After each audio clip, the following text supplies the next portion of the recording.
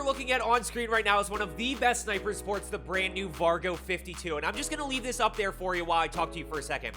First things first, let me tell you about the game that I'm rolling. Instead of me just rolling a high kill gameplay, my whole goal is to help you get better. I'm a 4 KD player. I want to see you set PRs, get more kills, get more wins, and increase that KD. So instead of me just rolling a high kill gameplay, I'm actually going to break it down for you. This way I can continue helping you get better and you can really see the Vargo 52 in action. Second, how do we unlock the Vargo 52? To unlock it, you need 1,000 damage dealt with an assault rifle in 15 different matches. A lot of you probably already have this unlocked just from playing Rebirth. But if you don't, it's super easy to unlock in Rebirth or even drop in a plunder and unlock it that way. It is a Cold War gun, so just keep that in mind. Third, the blueprint. The blueprint that you can buy is a great blueprint, except it's bugged. It doesn't actually work in game.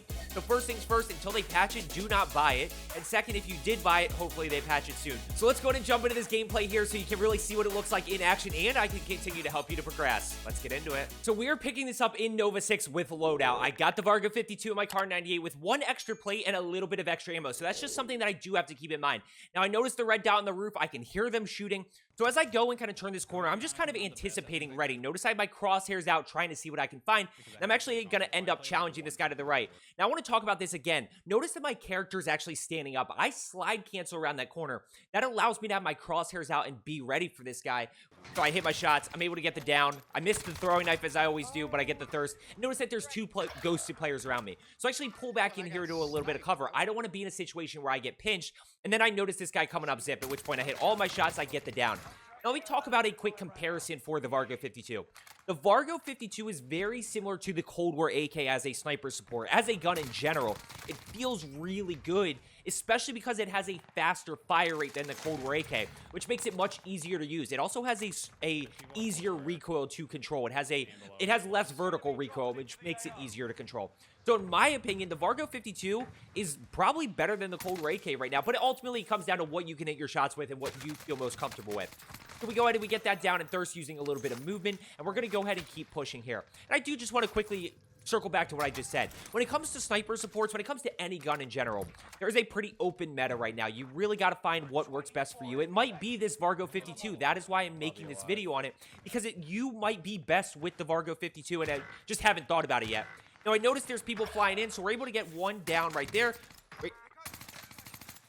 And we don't quite get the thirst. Now, I end up getting challenged from a third guy that I didn't even know was there. So I have to play fast, rotate down. I take a little bit of damage, but I cluster the roof in hopes that I can maybe get a thirst. But I know, the chances are unlikely. So we're going to go ahead and keep pushing here. T-Cap's about to go down. I'm going to ask for a UAV. Unfortunately, he goes down. So right now, my thought process is I do have to be a little bit careful because I'm the last alive. But I know there is still a full team up there somewhere. We've got 8 kills, 9 other teams. Another thing that I kind of want to highlight throughout this gameplay is, my pace of play. My pace of play is not crazy, and this is where I talk about, I hear him right below. Look at the strafing, by the way. Notice the strafe speed right there. It's one of the biggest advantages of Cold War guns, is look at the strafe speed while I'm actually shooting. This is a huge advantage here. I mean, I get to the edge of the wall right there. I basically strafe half the whole way. I've got 1 down below and 1 above me. I'm trying to hear what I can find. Don't really hear anything and end up getting smoked by that guy. But I'm able to actually get away using a little bit of movement, and I'm able to play it up. Now we got to figure out where everybody is. Notice we don't really have a ton of information right now. We're in a little bit of a weird spot. And I actually do have a heartbeat sensor on this game, by the way. I do run stims, but for this game, I forget why I had the heartbeat on. But I would recommend one of those 2 things when it comes to your tacticals. So we're going to go in and keep pushing here. And just going back to what I was saying, my pace is nothing crazy, but I still dropped 20 kills in this game. We end up getting the down there, and notice right there, you can see how easy it is to use. It allows you to hit the upper torso shots a little bit easier and really do a lot of damage. 2 above, and I can't really over-peak this. They are playing close together. It's very clear that they're on the same page and covering that doorway pretty hard. So I'm not going to challenge this. I'm actually going to try to wait for him, see if I get an opportunity, and the moment I don't, I reposition. This is where I talk about playing a little bit smarter, right? Instead of trying to just challenge that guy, which is a death trap, or instead of just waiting and not doing anything, I just take a little bit of time to go hit this jump spot, and what you're going to see is that as I turn the corner here, boom, again, I'm ready for this guy, we're able to get the down, and my teammates perfectly pitched that right there. Got 11, and we did not wipe that team, by the way. You can see last second that person was flying in above. So we've got 7 other teams up. I was feeling that there was somebody in Grandma's house. I saw one fly over this way, which is why I'm going to be so careful here, right? Quick heartbeat check to see. I don't really see anything, so there could be somebody ghosted. I'm going to go take a risk. I'm going to buy UAV. I'm going to pop it. I'm going to buy self. And then I'm going to buy another UAV. And we're going to start to rotate to the other side of the map here. Notice how spread out the map is. It's actually pretty beneficial. Obviously, you can't get a ton of kills in rapid succession fighting two teams. But it allows you to not really get third-partied, which, by the way, I get asked that question all the time. Joe, how do I avoid getting third-partied? The answer is get UAVs up. Right now, I'm in no position to get third-partied except by a full ghosted team, right? I know where everybody is. I'm using that to my advantage. So the answer to how to get third-party less is to, again, focus on information, get UAVs up, because you'll then know if a team is trying to third-party you. We're going to go ahead and push in here. 2 above me right here. Now there's 1 on my level. So I just don't hit enough shots. I wish I had another half second he would have gone down. I'm going to go ahead and try to challenge this, see what I can find. Now I think 1 went ghosted or 1 got sniped. I'm not sure, but this guy challenges me.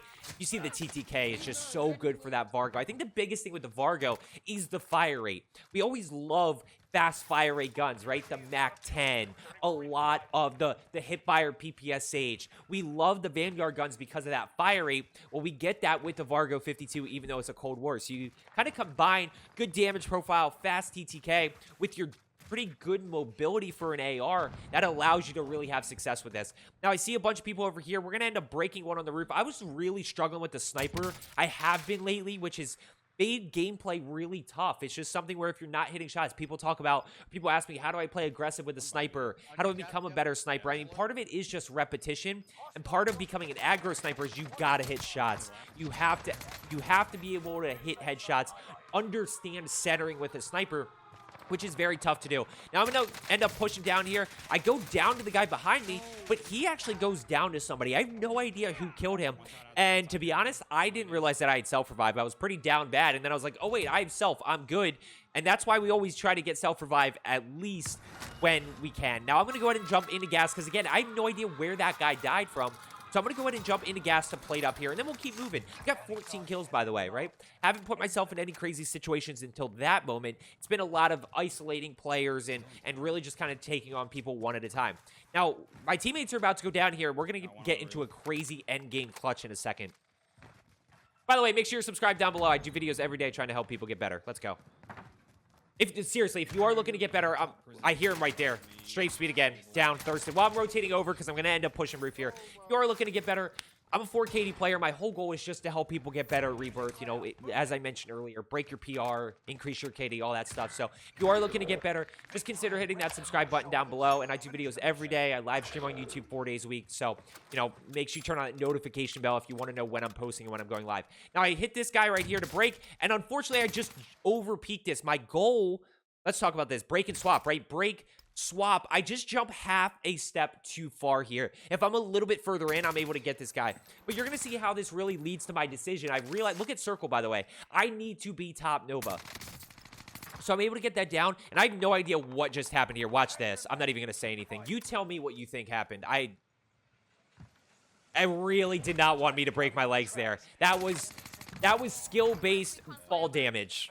That's what that was. Skill-based, or I don't even know what it is. But last alive, I don't know how I survived that. But we're going to keep pushing here. And notice minimap, right? So I got a bunch of people rotating. This is why I wanted to be at Nova 6. I got there a little later than I would have wanted.